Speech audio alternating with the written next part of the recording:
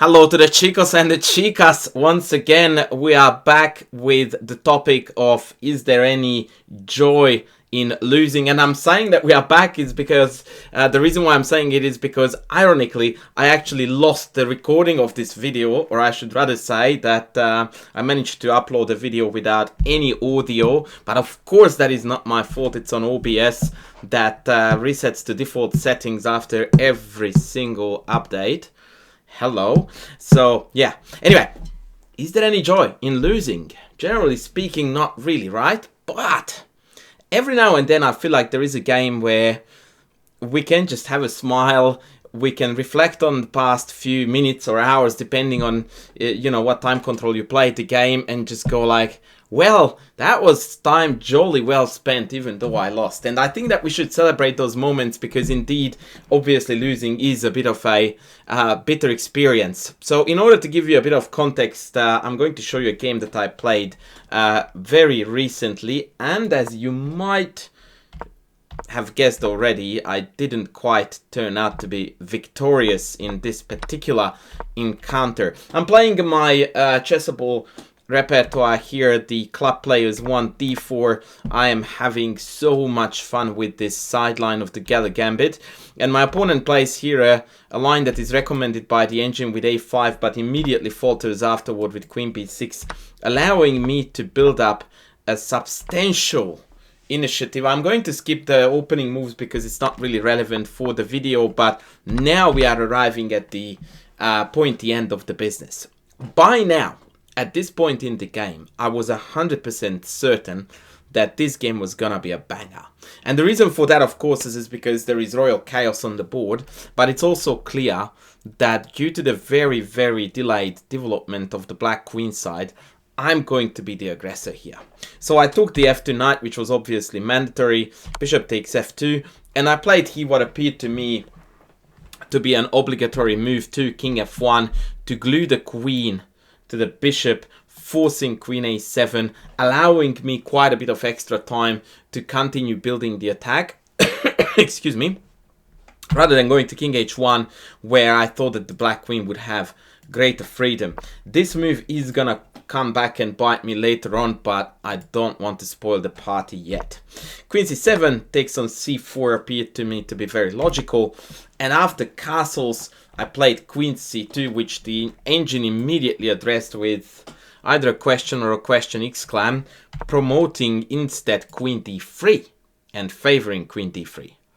And that was very weird to me because obviously queen c2 is designed to set up mate threats on h7, which is also the purpose of queen d3, but this walks into this with a tempo. So yeah, I did look at some lines, but this was very vague. I don't want to spend too much time on it because we are about to come to the fun part. So at this point, my opponent played bishop d4. And I had a feeling that this was not a good move, because it just further delayed the development of the queen side. There is a giant gap, or I don't even know what to call it. It's not really a gap, but like a massive distance between king and queen side as far as the black army is concerned. And barring the f8 rook, everyone is just stacked on that side of the board. And so I should have some crazy attack here. Unfortunately, this is the point where I made the first mistake of the game, although yeah, I was very excited to play this move. I played rook a3. And of course, the idea was to swing the rook across to the king side. And in general, it just looked like an ultimately good-looking, happy, attacking move. And I must admit that I was a little bit guilty of hope chess here, because I think there's a fair bit of temptation here for black to play knight d7 to start directing pieces toward the king side to the defense. However, this would have been met by the absolutely spectacular checkmate, queen takes h7, knight g5, and irrespective of where the king goes, I have got rook h3 mate. I don't even know what mate this is called, the pattern with knight e7, queen h7, and then rook h3. But what I liked about it was this extra element of clearing the knight, or rather clearing the third rank by moving the knight away. That was a really fun line. So I was a little bit hopeful that this would happen. To my greatest shock, the engine tells me, rather told me after the game, that I was plus 4.5, 3.5, plus 4-ish here after the move knight g5, which I did see. And I calculated g6, and I even saw the idea here of playing queen d2, which introduces, by the way, an absolutely bonkers threat. Just let me play you a pass move to demonstrate this. Knight e6 check, fe, queen h6 check, and if the king goes back to h8 to defend the h7 pawn, then there is mate on f8. If they go to f7 instead, it's mate on h7. And I saw this. I saw this idea. What I didn't see was that what was I going to do against f5. And for the first time, I realized that my king placement was perhaps not the wisest. And when I looked at the position with the engine here, the engine told me to play a move here that nearly made me fall off my chair. And this is the typical combo that brings me back a memory when I posted a similarly complex position where the engine told me to play blah blah blah, and I posted it on Twitter. John Bartholomew commented on the tweet that he said that if you play that move against me, or if someone played that move against me, I would go full Kramnik on them. And that made me laugh a lot. So check this out. Here I have got a forced win, more or less, by CB, bishop a1, and just casual bishop a3. And when I saw this, I'm like, oh my word, this game is so immensely beautiful that nothing compares. Even to understand the threat, it took me a couple of seconds, which is, let's play a null move again, check, check, and mate. And when I saw the threat, I was even more pleased about the beauty of it, because it appears to be so dumb and so simple to stop. Because let's face it, essentially, what we are saying is that you just can't defend a piece on the back rank. And that sounds so outlandish, right? Like, how could that possibly be the case after 20 moves? And it turns out that it is the case. Obviously, there are additional threats. So, for example, if we go knight d7 here to connect the rooks at least to some degree, then I have got the equally beautiful check. Note that king g8 is insta-mate here. And after the knight gets captured, on g6 takes back, I can play a queen move either or, and this checkmate can't be stopped. That's just like, whatever, man, whatever. Casual bishop a3 wins the game. It is just absolutely ridiculous. It is just something, yeah, beyond, yeah, what I would call beautiful. It is just absolutely sensational. So yeah, apparently I just needed to take a pawn on b5, then develop a piece, and just be happy. The irony is that I do teach stuff like this to my students. Well, not to this degree and this depth, but I often like to refer to scenarios like this and talk about positions like this through the glasses of evaluating material, because a lot of lower-rated players here, and perhaps me too, would be guilty of counting the material, which is we are down 2 rooks for a piece. But the reality is that in terms of dynamic chess, which is what's being played right now on the board, white is actually up 1, 2, 3, 4 pieces, because all of mine are playing and none of their pieces are in the game at all.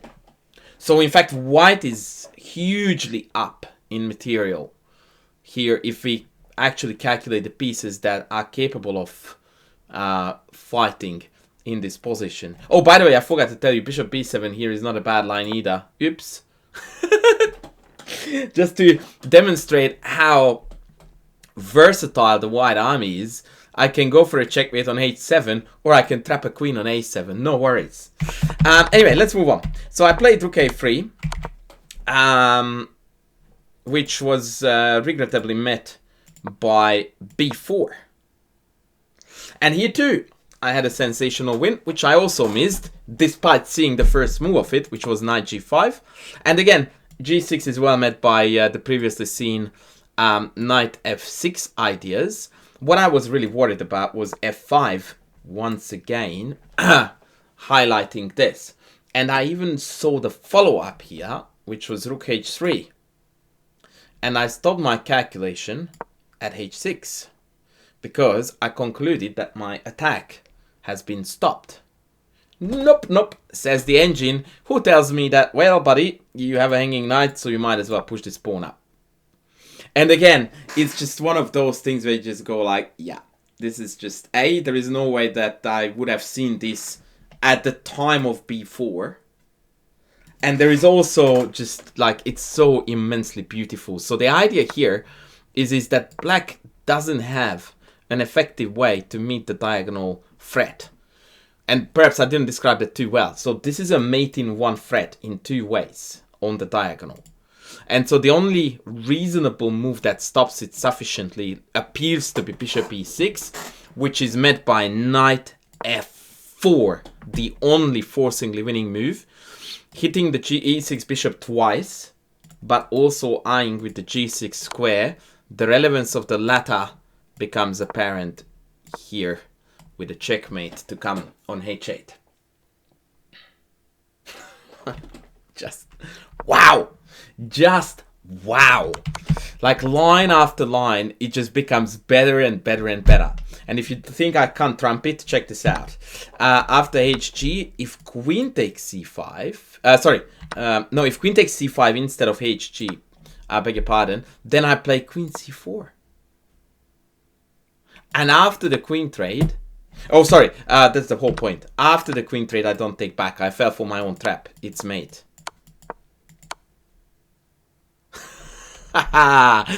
Yeah.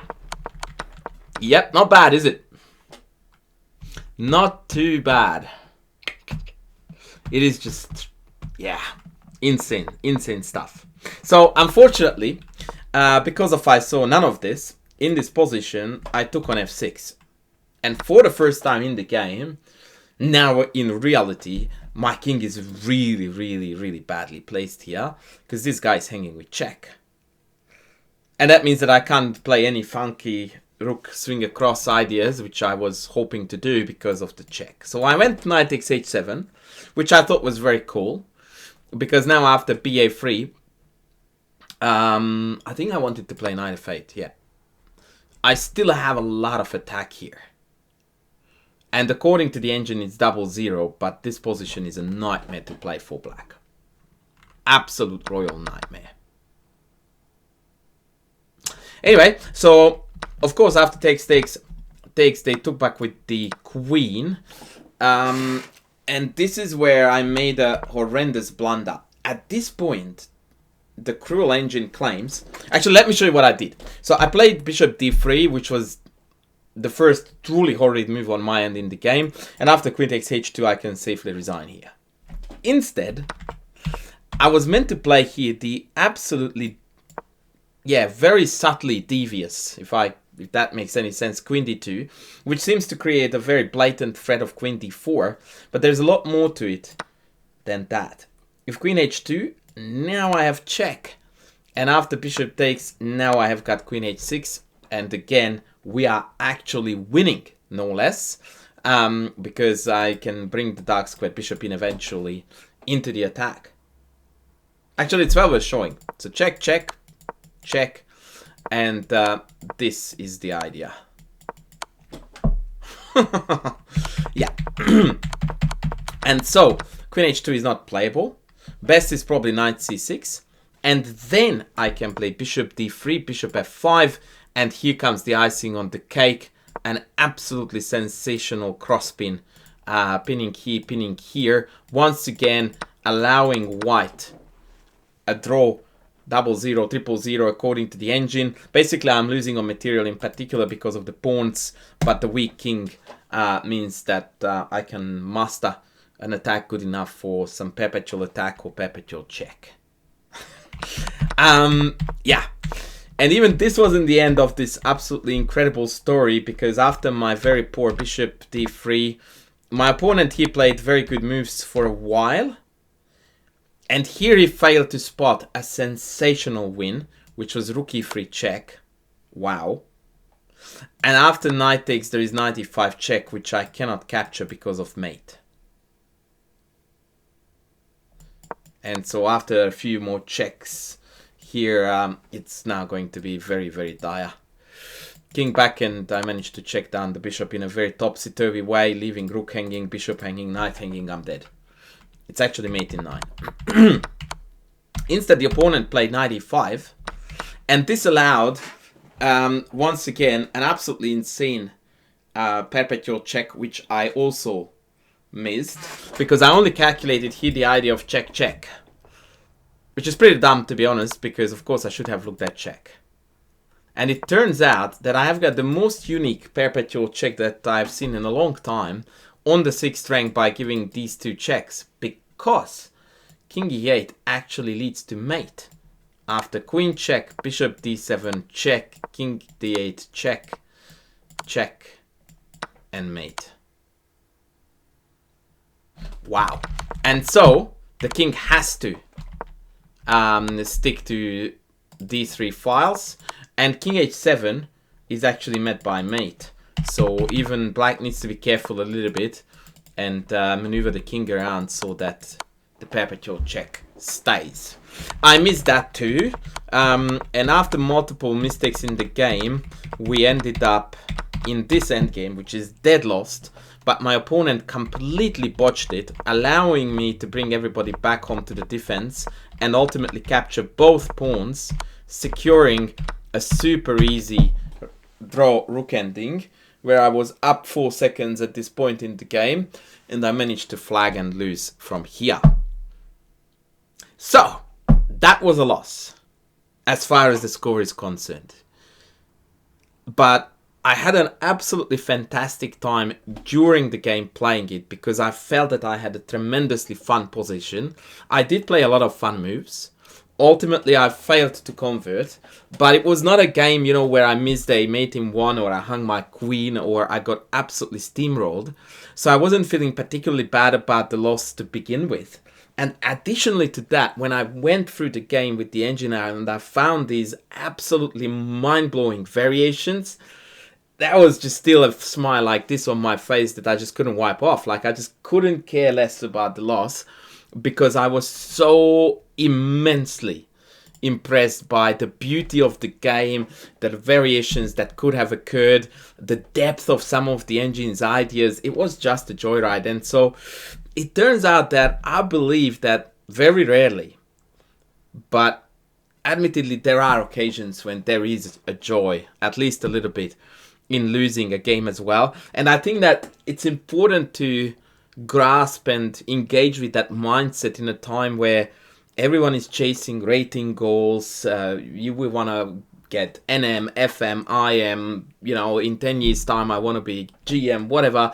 And we sometimes seem to lose our connection to the beauty of the game in our pursuit of trying to reach the next goal, the one after, which, by the way, often leads to burnouts. So I think it's sometimes very good to be fortunate enough to play a game where you even lose, but you lose in a way that makes you go like, wow, this game is beautiful.